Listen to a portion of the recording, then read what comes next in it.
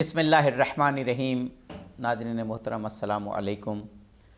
سچ ٹیلی vision کی جانب سے قائد اعظم محمد علی جناح بابا قوم معمار پاکستان معمار قوم پر خاص پروگرام لے کر آپ کی خدمت میں حاضر ہیں۔ ناظرین، آپ جانتے ہیں کہ جب بھی ہمارے مشاہیر، ہماری بڑی شخصیات یا ہمارے اہم ایام آتے ہیں، سچ ٹیلی ویژن بڑے خلوص کے ساتھ اور ہماری پوری ٹیم بڑے دل و جان کے ساتھ پروگرامز پیش کرتی ہے۔ ایسی شخصیات کو ہم دعوت دیتے ہیں کہ جو اپنے موضوع پر مکمل دسترس رکھتے ہوں، ایسی ڈاکومنٹریز پیش کرتے ہیں، پروگرامز پیش کرتے ہیں، اور جب قائد اعظم کی بات ہو تو پھر تو پورا سچ ٹی وی اپنے پورے خلوص کے ساتھ بابا قوم کو خراج تحسین پیش کرتا ہے، اور ہمارے جانب جو آپ کی جانب سے فیڈ بیک آتی ہے اس سے ہمارے حوصلے بڑھ جاتے ہیں۔ عشرہ قائد اعظم ناظرین چل رہا ہے اور قائد اعظم پر بات ہو رہی ہے، آپ کی شخصیت پر، آپ کے کارناموں پر، اور آپ کے سب سے بڑے کارنامے یعنی پاکستان کو وجود میں لانے پر، اور ہم ایسی شخصیات کو دعوت دے رہے ہیں جو قائد اعظم پر، آپ کی شخصیت پر، آپ کی زندگی پر، آپ کی قابلیت پر، اور قائد اعظم میں جو بے مثال صفات و خصوصیات تھی ان کو سمجھتے ہیں اور ان پر لکھا ہے، ان پر بولا ہے، اور انہی شخصیات میں سے ایک بہت بڑی شخصیت جناب پروفیسر ڈاکٹر ریاض احمد صاحب کی ہے۔ ڈاکٹر صاحب ہمارے ملک کی معروف یونیورسٹیز میں نہ صرف پڑھاتے رہے ہیں بلکہ بہت سے ڈپارٹمنٹس کے ہیڈ رہے ہیں، اور قائد اعظم کے حوالے سے میں نہیں سمجھتا کہ اس وقت ان کے پائی کی کوئی شخصیت ہے۔ 30 سے زیادہ کتابیں تو صرف قائد اعظم پر آپ نے لکھی ہیں، اور پھر مسلم لیگ پر لکھی جانے والی کتابیں دیکھ لیں اور ریسرچ ورک دیکھ لیں تو غالباً 40 سے 50 کتابیں آپ کی بنتی ہیں، اور تمام کتابیں اپنے موضوع پر انصاف کرتے ہوئے نظر آتی ہیں۔ ڈاکٹر صاحب، سب سے پہلے تو سچ ٹی وی کی جانب سے آپ کا بے حد شکریہ ادا کرتا ہوں، اور یہ شکریہ کوئی روایتی شکریہ نہیں ہے، آپ ایسی مصروف شخصیت، اور جب بھی ہم آپ کو بلاتے ہیں مجھے نہیں یاد پڑتا کہ پچھلے جب سے سچ ٹی وی شروع ہوا ہے کہ میں نے آپ کو رنگ کیا ہو یا بات کی ہو اور آپ نے کہا ہو کہ یہ پروگرام میں نہیں دے سکوں گا۔ ٹائم کی ہوتا ہے کہ ظاہر ہے آپ کی مصروفیت ہے اور آگے پیچھے ہم کرتے ہیں، تو واقعاً آپ کا بے حد شکریہ ادا کرتے ہیں ڈاکٹر صاحب۔ آج کا پروگرام، جیسے آپ سے پروگرام سے قبل بھی بات ہو رہی تھی کہ قائد اعظم پر ہے، اور نہ کوئی عنوان ہے نہ کوئی سوال ہے، آپ کی جو پرسنل فیلنگ، آپ نے تو خیر انڈیا جا کر، لنڈن انڈیا آفس لائبریری جا کر، اور پھر قائد اعظم کو پر اتنی ریسرچ کیا کہ بہت سارے پہلو ہوں گے، لیکن ہم سوال نہیں کریں گے، آپ خود بتائیں گے قائد اعظم پر کام آپ نے کیسے شروع کیا، کیسے آپ قائد اعظم کی شخصیت سے متاثر ہوئے، کون کون سے پہلو ہیں جو اپنے ہمارے ناظرین کو، پھر خاص طور پر نوجوان نسل کو آپ بتانا چاہیں گے؟ بسم اللہ الرحمن الرحیم۔ عابدی صاحب، آپ کو بہت شکریہ، اور خاص طور پر سچ ٹی وی کے حوالے سے آپ کا کافی اس میں انپٹ ہے، اور آپ کے مشاورت سے یہ پروگرام انہوں نے شروع کیے ہیں، اور خاص طور پورا عشرہ مناتے ہیں۔ جی جی یہ سچ ٹی وی کا ایک امتیازی نشان ہے تمام میڈیا ہاؤسز میں، سب اور سے آپ یہ امپورٹنٹ۔ دیکھیے ڈاکٹر صاحب، میں بتاؤں کہ جب ہم اور چینلز کی بھی بات کرتے ہیں، اور اگر ہم یہ جب کہتے ہیں کہ قائد اعظم پر، اب میں سمجھتا ہوں کہ تقریباً اس 10 دنوں میں 25-30 پروگرامز آتے ہوں گے، شاید اس سے زیادہ ہی آتے ہوں، تو یہ لگتا ہے کہ کہیں کوئی یعنی یہ زیادہ پروگرام تو نہیں ہے، لیکن سچ ٹی وی کی آپ مقبولیت دیکھیں دن بہ دن بڑھتی جا رہی ہے، میں تو اس وہی کا بات کر مطلب رہا ہے تھا لوگ آپ سے، جی جی وہی بات کر رہا تھا کہ جو آپ کے پروگرام کی زیادہ تر بیوٹی یہ ہے کہ خاص طور پہ جو مارننگ والا آپ کا پروگرام ہوتا ہے کہ اس میں جو کوشچن آنسر والا بات ہے، جو ویوز کو آپ کہتے ہیں سوال کریں، جی جی وہ بڑا مقبول ہے۔ وہ میرے خیال میں نے اور بہت کم دیکھا ہے کہ ایسے جو ہے آپ پورے پاکستان کے دنیا سے انوائٹ کرتے ہیں کہ کوشچن کریں، اور وہ پھر ہم لوگوں سے آپ لوگ اس کا جواب، تو یہ بڑا ایک مارولس چیز ہے۔ تو اس سے یہ ہے کہ کمیونٹی کی، نیشن کی، بلکہ ورلڈ کی انوالومنٹ ہو جاتی ہے، تو یہ بڑا اچھا ہے۔ بائی پے ٹریبیوٹ ٹو بہت شکریہ، سچ T V and to you also جی اسپیشلی۔ جی بہت شکریہ، بہت شکریہ۔ باقی جہاں تک آپ کا سوال ہے، قائد اعظم کے بارے میں کوئی خاص موضوع نہیں ہے کہ، لیکن میرا کام کا آپ کے بارے میں کہ میں نے اصل میں قائد اعظم پہ کام جو ہے وہ کوئی 79 میں شروع کیا تقریباً، اور میرا پی ایچ ڈی کا موضوع تھا قائد اعظم کا جو کانگریس کا پیریڈ ہے، جو 1920 تک قائد اعظم کانگریس میں رہا ہے، جی جی جی تو وہ اس پر میرا پی ایچ ڈی کا تھیسس ہے۔ مٹیریل نہیں مل رہا تھا ہندوستان میں، ویسے میں گیا ہوں، لیکن وہ جب قائد اعظم کو پتہ چلا تو انہوں نے مجھے بامبے جانے سے نہیں، دہلی تک تو میں گیا ہوں تو وہ جانا نہیں دیا۔ بہرحال اس سے انگلینڈ سے پھر میں گیا انڈیا آفس لائبریری میں، وہاں پر 8 مہینے میں 81 میں رہا، اور اس میں جب میں سواس میں پی ایچ ڈی کا جو ہے سیمینار بھی وہ بھی میں اٹینڈ کرتا، قائد مسیح کے ساتھ ان کا لائزون بھی تھا اس وقت، تو اس میں میرا لوگ بعض کا مذاق اڑاتے تھے کہ قائد اعظم پہ تو اتنا مٹیریل نہیں ہے، یہ 81 کی بات ہے، جی جی جی تو آپ ایک چھوٹے سے ٹاپک پہ ان کا کانگریس پہ لے گاندھی نہرو پہ کام کریں۔ جب میں نے کام کر کے دکھایا اللہ کی مہربانی سے، اسی انڈیا آفس سے اتنا مٹیریل نکالا، تو میرے استاد تھے ڈاکٹر زیدی صاحب، جی جی وہ چیئرمین ہسٹری ڈپارٹمنٹ، کیا گریٹ بات، پرسن ہے، کیا بات ہے، اور ان کا جو جناح پیپرز بڑا کمال کام ہے، ڈاکٹر جبار زیدی، کیا بات ہے، کیا بات۔ تو انہوں نے کہا ریاض یا میں 25 سال سے ادھر ہوں، یہ کہاں سے لائے ہو تم؟ میں کہا سر اللہ کی مہربانی، میں کیا کر سکتا ہوں۔ تو بہرحال یہ ہے کہ نیا مٹیریل بے شمار، اب اتنا مٹیریل پہ بات کرے پورا پروگرام ختم ہو جاتا ہے، تو یعنی کہ جو پاکستان میں مٹیریل تھا اس کا 80% نیا مٹیریل مجھے اس کو انٹروڈیوس کرنے کا اعزاز حاصل ہے۔ تو یہ تو، اور اس میں کافی چیزیں ہیں جو کہ ہم نے اس میں کریکٹ بھی کی ہیں، مثلا ایک وہ کا ذکر کر کے میں آگے بڑھوں گا۔ جی جی مثلا ایک مشہور ہوتا ہے کہ قائد اعظم نے اپنی جب 1896 میں وکالت انگلینڈ سے بارہ کر کے آیا، وکالت شروع کی، تو کافی کتابوں میں لکھا ہوا کہ اس کی وکالت چلتی نہیں تھی، ہاں جی، تو پھر انہوں نے تھرڈ پرنسپل اسٹیٹ مانگی 1900 میں 6 مہینے کے لیے، پھر کچھ آگے بڑھے، تو اس کو میں نے نلیفائی کیا کہ نہیں یہ غلط ہے، قائد اعظم کی وکالت شروع سے چل رہا ہے، اور میں نے 1892 سے اس کے case high court, Bombay high court سے ٹریس کیے کہ جو بندہ ہائی کورٹ لیول میں وکالت کر رہا ہے ینگ ایج میں، 1896 میں، 1898 1898 جی جی، تو وہاں سے جب وہ ٹیسٹ 96 میں تو واپس آئے جی تھے نا، واپس ہیں بالکل، تو 2 سال میں ہائی کورٹ لیول پہ وہ اپیل ہو رہا ہے۔ ابھی بھی ایسا نہیں اب ہوتا۔ میں نے اپنے قائد اعظم ایڈوکیٹ کتاب ہے، اس کے اندر اس کی پروسیڈنگز بھی میں نے اس کیس کی دی ہیں جو قائد اعظم سے متعلقہ ہے، کہ جو میں نے وہاں بامبے گزٹ ایک اخبار تھا وہاں سے میں نے لی، میں ایسے بغیر کوئی نہیں، آپ کی یہ کتاب تو کافی مقبول ہوئی، Quaid Azam as N G advocate. تو وہ جناب اس میں آپ دیکھیں 2 کیسز اس میں میں نے حوالہ دیے ہیں، اس میں 80% نیا مٹیریل ہے، لیکن میں ایک 2-3 باتوں کا ذکر کروں گا۔ ایک تو قائد اعظم عام بکس میں لکھا ہوا ہے بایوگرافیز میں کہ قائد اعظم کی جب 96 میں بارڈلا کر کے آئے تو وکالت چلتی نہیں تھی، تو اس نے تھرڈ پرنسپل اسٹیٹ بن گیا، تو یہ غلط بات ہے، یہ غلط کیوں؟ میں نے پروو کیا ہے کہ اس وقت قائد اعظم جو ہے وہ ہائی کورٹ لیول پہ اپیل کر رہا تھا، ہائی کورٹ لیول میں اس کے 2 کیسز میں نے قائد اعظم، ایک میری کتاب ہے قائد اعظم ایڈوکیٹ، اس کے اندر میں نے اس کا کوٹیشن بھی دی ہیں۔ اب جو وکیل جو ہے ینگ ایج میں وہ ہائی کورٹ میں اپیل ہو رہا ہے تو وہ بغیر پیسے کا تو نہیں اپیل ہو رہا ہے۔ جی جی بالکل۔ اور پھر دوسرا آرگومنٹ یہ ہے کہ قائد اعظم اس وقت بامبے شہر نا پرانا فورٹ جو ہے، اس کے بعد اپولو ہوٹل تھا، اپولو ہوٹل میں ٹھہرا ہوا تھا۔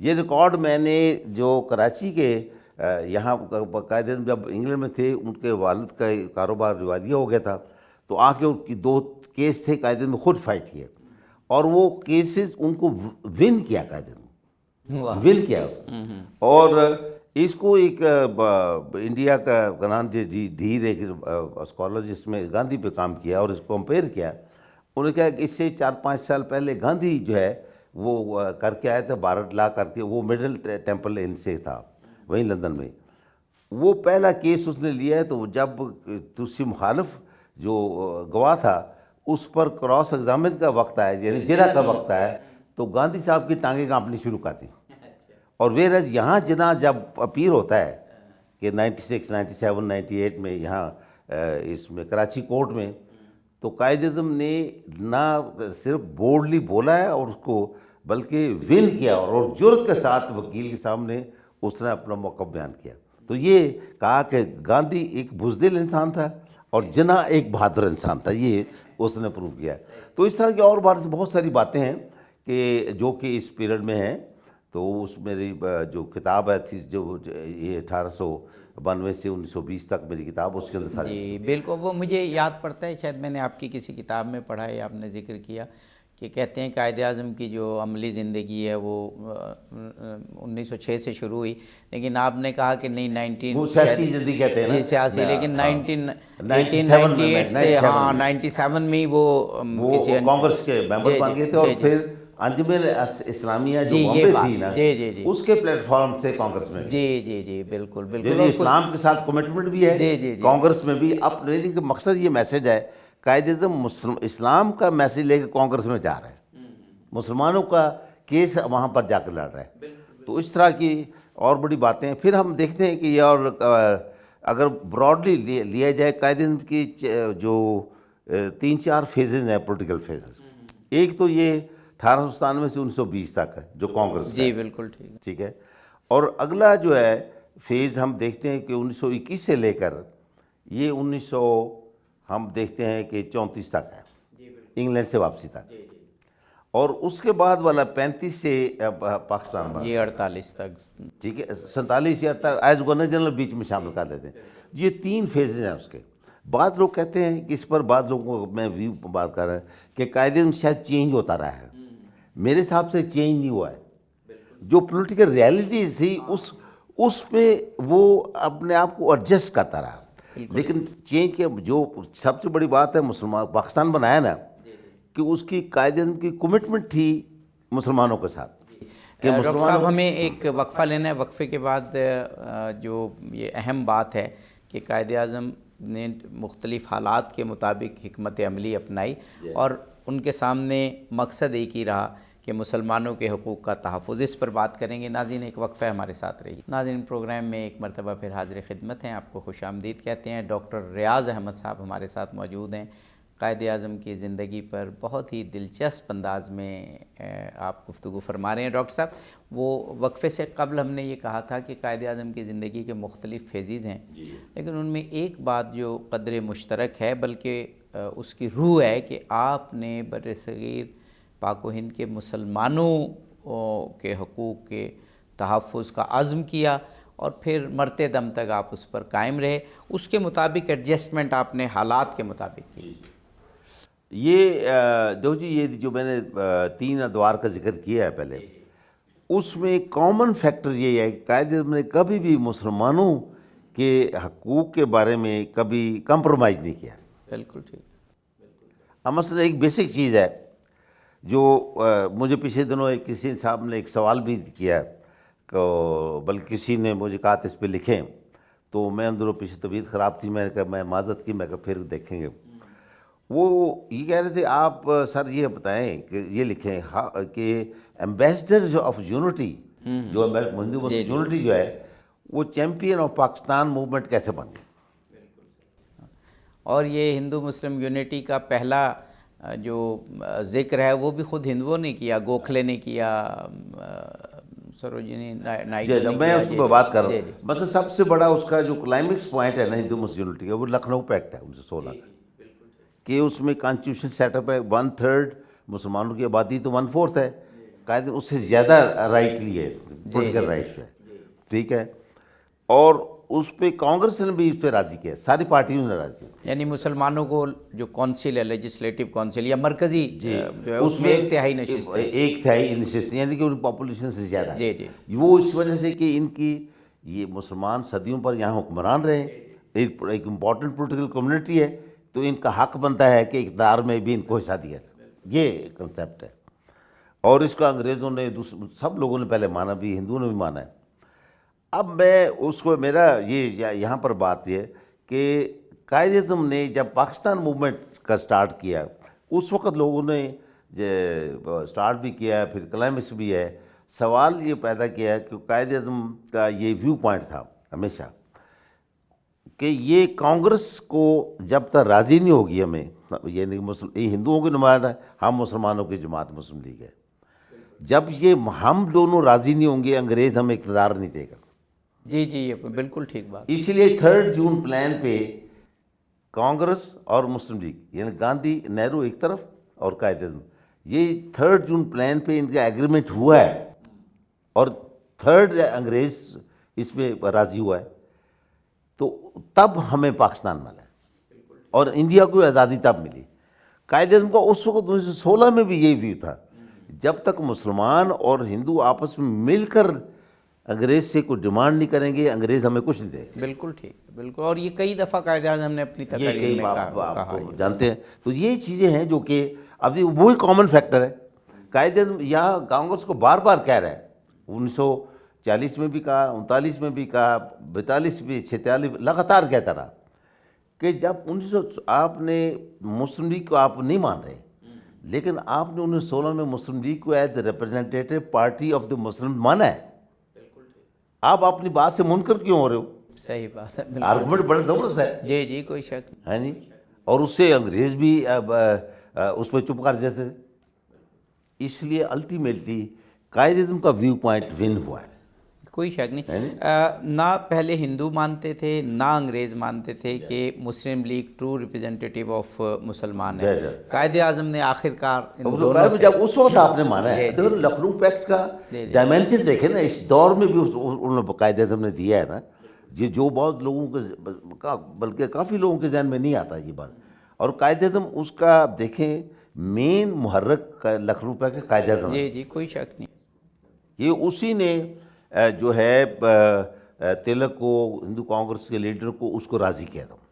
ایک تو یہ فیکٹر ہے۔ دوسرا جو ہے قائد اعظم نے، آپ دیکھیں کہ جو مسلمانوں کے لیے کہ فیوچر کے لیے کنسرنڈ ہے، کہ اور اس وجہ کنسرنڈ ہے، ان کی تہذیب، ان کا کلچر، ان کی روایات اور ان کی جو لانگ رولرشپ کا بیک گراؤنڈ ہے، اس کو اپنی پلیس ملنی چاہیے، کہ ہندو جو ہے، ہندو کے رولر میں ہم نہیں رہ سکتے،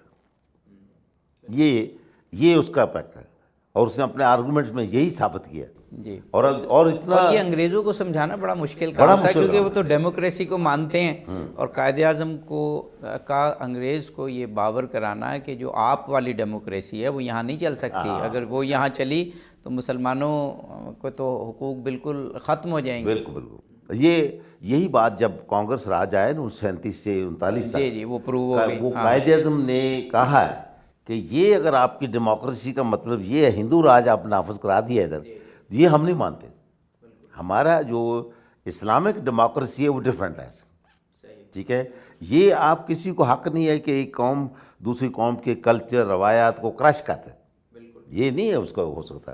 تو یہ اب قائد اعظم کے جو آرگومنٹس ہے بہت زبردست ہے۔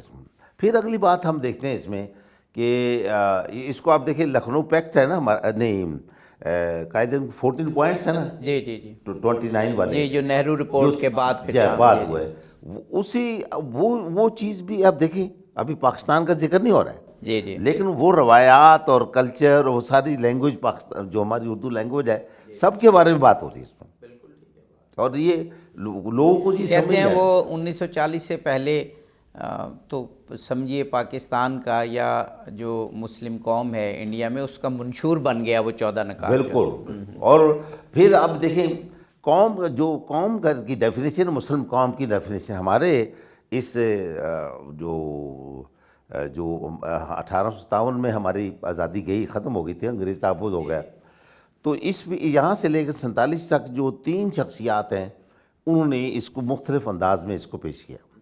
پہلی سید احمد خان ہے، انہوں نے جتنے مسلمان، چاہے وہ مسلم اقلیتی علاقے میں رہتے ہیں یا اقلیتی علاقے میں رہتے ہیں، سب کو ایک قوم قرار دیا سید نے۔ جی جی جی، دوسری شخصیت اقبال ہے، اقبال نے 1930 کے خطبہ الہ آباد میں یہ انگریز کے ویو پوائنٹ کو، اگر وہ کہتے ہیں بھی جس علاقے میں جو قوم اکثریت میں رہتی ہے اس کی اسٹیٹ بنا لو، اسی ویو پوائنٹ کو لے کر اس نے کہا جن علاقوں میں مسلمان اکثریت میں رہتے ہیں، جیسے نارتھ ویسٹ میں ہے، تو اس کو ملا کر ایک مسلم ریاست بنا دو۔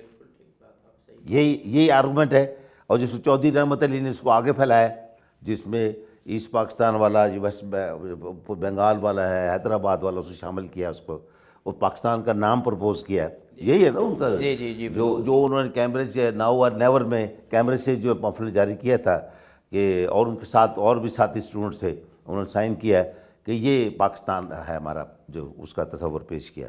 تو یہ آگے اب دیکھیں اسی چیز کو آگے قائد اعظم نے آگے بڑھایا، اور جو 23 مارچ 1940 کا ریزولوشن ہے، اور اس کو اور زیادہ اس کو پھیلا کے یہ بھی جو جس کو اس وقت ویسٹ پاکستان کہتے تھے اور ادھر ایسٹ پاکستان ہے، ٹھیک ہے، وہ مل کر ایک ریاست مسلم میجورٹی ایریاز کے بیس پہ ہے.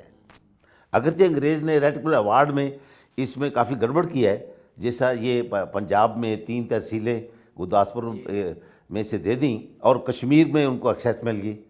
اگر وہ ایکسیس نہ ملتی تو کشمیر پاکستان کے علاوہ کہیں جا نہیں سکتا. وہ دی ہی اس لیے گئی، وہ ریاستیں انڈیا کو دی ہی اس لیے گئیں کہ کشمیر تک ایکسیس ہو. تو یہ ہم دیکھتے ہیں کہ قائد اعظم نے جو جدوجہد کی ہے اس کی ایک اور ہمیں ڈائمنشن دیکھتے ہیں کہ قائد اعظم ایسے آپ تاریخی دائرے میں ایسے نہیں ہیں، بلکہ میں بعض کا دیکھتا ہوں وہ تاریخ کے بعض رخوں کو ابھار رہا ہے. جب وہ ملتے ہیں تو پاکستان موومنٹ بن جاتی ہے. یہ بات ہے اس کی.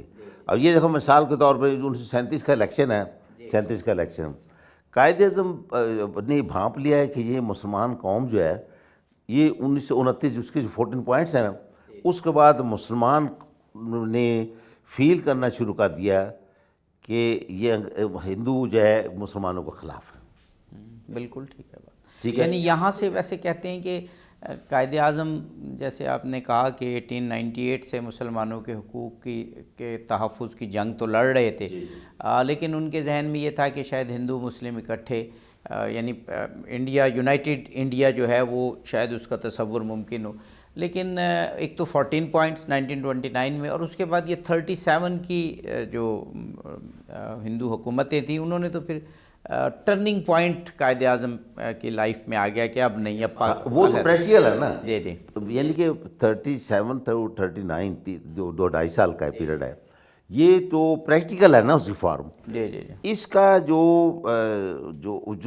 جو ہے آئینی ڈھانچہ جو ہے نا، وہ 1928 کی نہرو رپورٹ ہے، اس میں سے ہندو راج ایمرج کرتا ہے.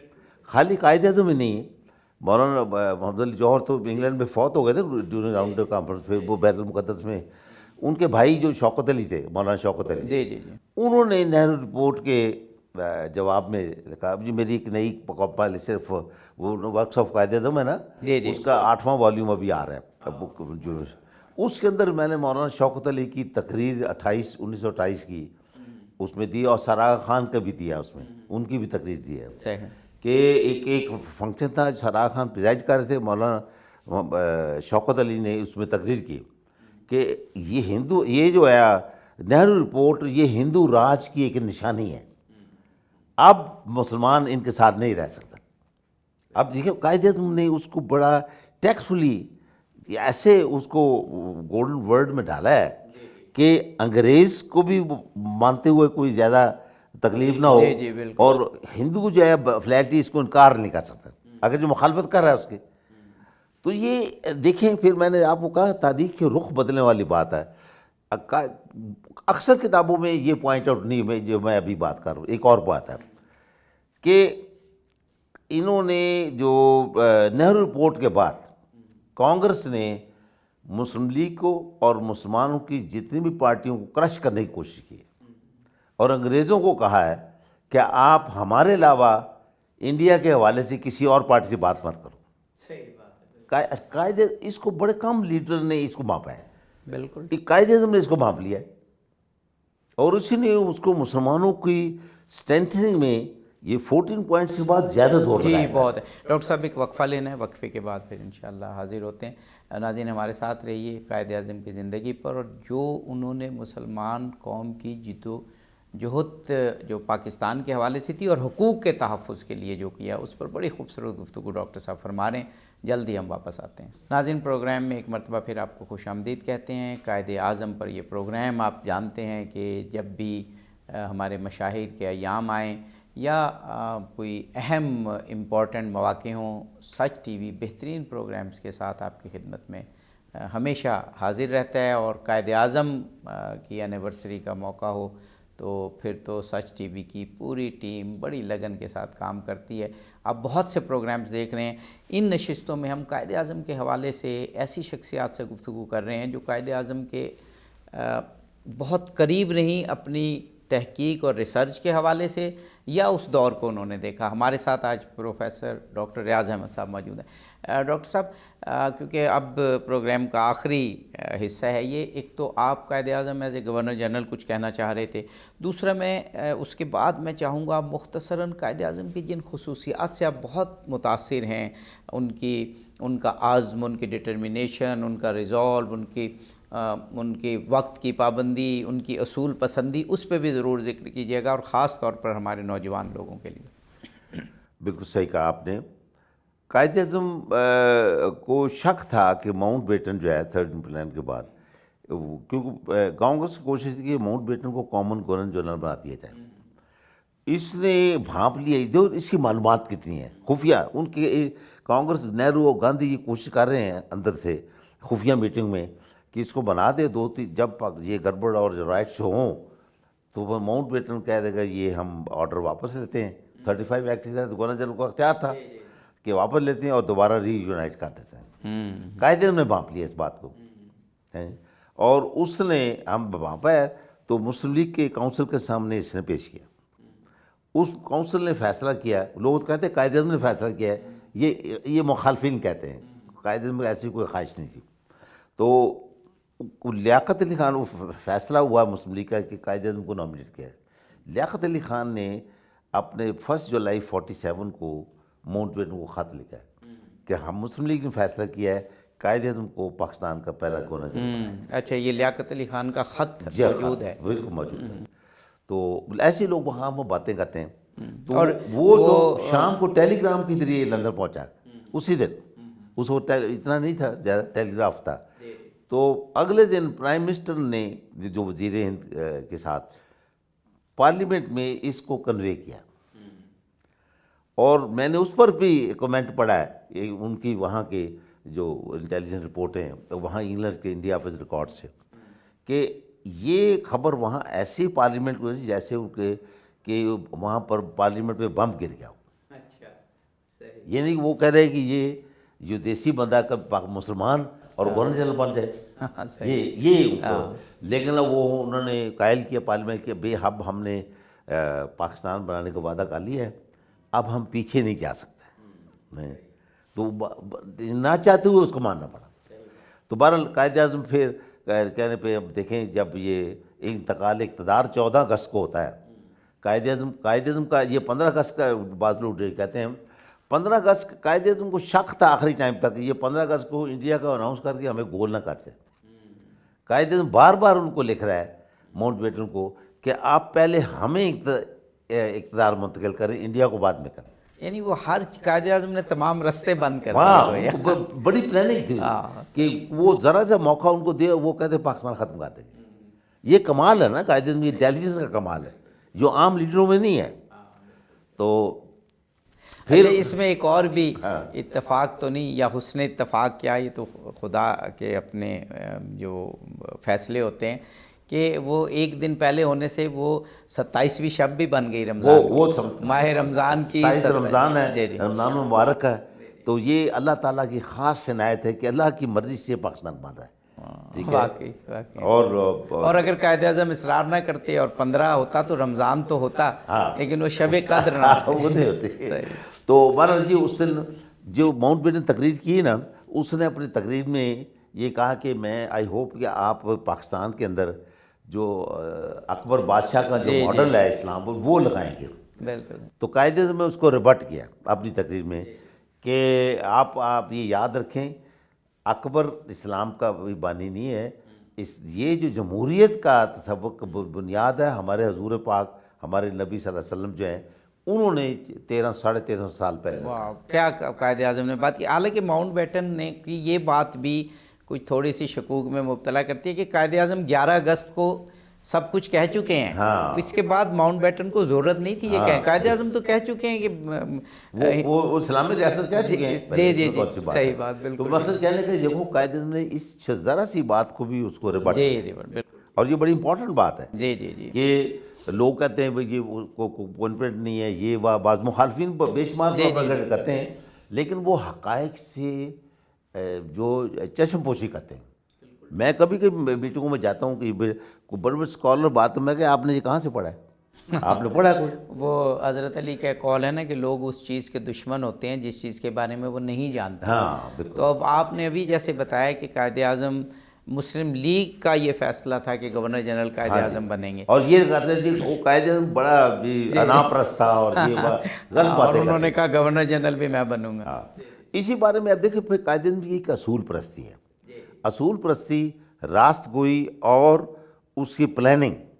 میں آپ بتا دوں بڑا انٹرسٹنگ واقعہ ہے، اسٹینلے وارپرٹ جناب پاکستان کی کتاب ہے اس کی، امریکن ہسٹورین ہے، اس سے میری ملاقاتیں ہوتی رہی ہیں. ایک دفعہ ملاقات ہوئی تھی، میرج میں آیا ہوا تھا، مجھے ٹیلی فون کیا کہ آپ ویئر آر یو، میں کہا میں ادھر ہوں، تو کین یو کم. میں گیا وہاں پر بیٹھے، یہ کپڑے کوٹ اتارے، سردیاں موسم، ادھر کرسی بھی رکھا، میں نے بھی رکھا، تو 2 گھنٹے ہم باتیں کرتے ہیں.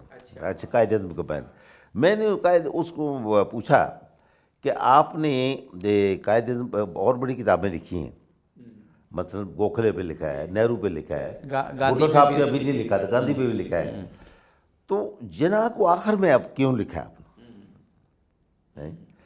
تو انہوں نے کہا بھائی میں تو ان شخصیات پڑھنے کے بعد مجھے احساس ہوتا ہے کہ جناح کے ساتھ بڑی زیادتی ہوتی رہی ہے، اس کو صحیح جو ڈاکومنٹ سامنے آئے نہیں، اس کی تلاش میں نے یہ کتاب لکھی. پھر اگلا سوال میں نے کیا کہ آپ نے کوئی جناح سے کچھ سیکھا بھی ہے؟ میں نے جا کہتا ہے mister Riaz I have learned many things from Jinnah. مثلا انہوں نے کہا یہ ٹائم کی پابندی جو جناح دی کی میں نے سیکھا. ایک انگریز کہہ رہا ہے، جو عام ان کی مثالیں دیتے ہیں، انگریز کہہ رہا ہے. پھر اس کی آنیسٹی، اسٹیٹ فارورڈنیس اور اس کی جرت، یعنی یہ ساری چیزیں اس نے جن 15-20 چیزیں اس نے گنا دی کہ یہ میں نے اس سے آئی ہیو لرنڈ فرام جناح. کہ میں کہا واٹ اباؤٹ گاندھی کا، I have not learned so much things from them. تو یہ آپ بڑا ٹریبیوٹ ہے. ہاں کوئی بات. اچھا پھر وہ جو ان کی کتاب ہے اسٹینلے وارپرٹ کی، وہ خود بھی اس بات کے گواہ ہے. مجھے یاد نہیں پڑتا، آپ بتا دیں.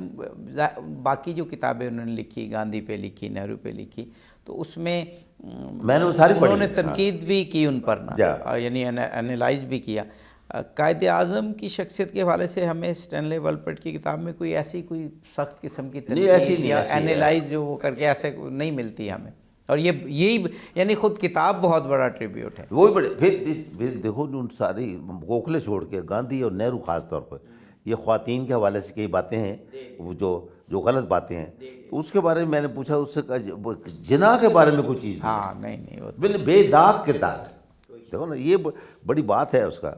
پھر اگلی بات، میں آخری بات کہہ رہا ہوں، قائد اعظم اللہ تعالیٰ نے، میں کہتا ہوں کہ 13 مہینے کا ٹائم دیا ان کو، ٹھیک ہے، اس کے بعد وفات پا، لیکن 13 مہینے جو ہے نا پیوٹل ہے کہ یو این او کا ممبر بنانا پاکستان کو، پھر تمام ملکوں میں سفیر بھیجنے، اور بعض خاص طور پہ یو ایس اے اور امریکہ اور یو کے میں، اور جو 3-4 سفیر اور فرانس میں، ان سفیروں ایسے سفیر بھیجے جو صاحب مالدار تھے، اور انہوں نے اپنے پیسے سے ایمبیسیز وہاں خریدی. واہ.